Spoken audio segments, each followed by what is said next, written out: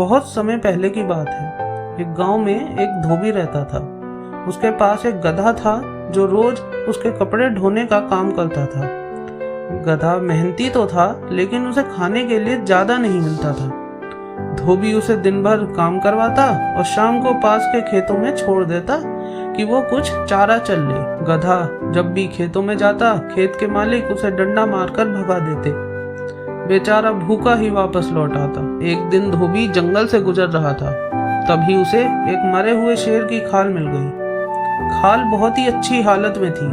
तभी उसके दिमाग में एक चालाकी भरी योजना आई। वो खाल घर ले आया और अगले दिन गधे से बोला, सुनो गधे मियाँ, आज से तुम्हारी किस्मत बदलने वाली है। गधा कुछ नहीं समझा पर चुपचाप खड़ा रहा। धोबी ने उस पर शेर की खाल डाली और कहा, अब तुम खेतों में जाओ, लेकिन ध्यान रखना, कुछ बोलना मत। तुम बिल्कुल शेर जैसे लग रहे हो, कोई भी तुम्हें देखकर डर जाएगा और तुम आराम से फसल खा सकोगे। गधा बहुत खुश हुआ। उसे लगा कि अब तो वो असली जंगल का राजा बन गया है। गधा शेर की खाल में खेतों की ओर चला। जैसे ही वह खेत में घुसा, वहाँ के किसान उसे देखकर डर गए। अरे शेर कहते हुए सब लोग भाग खड़े हुए। गधा अंदर ही अंदर हंसा, लेकिन चुप रहा, क्योंकि उसे धोबी ने चेतावनी दी थी। अब तो गधे की मौज हो गई।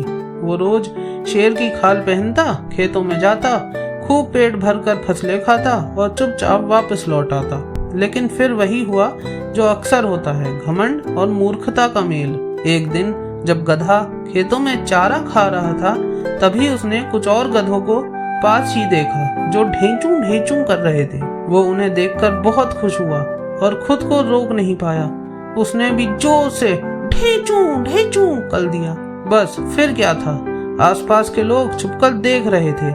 जैसे ही उन्होंने सुना कि शेर ढेंचू कर रहा है, सब समझ गए कि ये कोई शेर नहीं बल्कि गधा है, शेर की खाल में। गांव के लोग लाठी डंडे लेकर दौड़े और गधे को घेर लिया।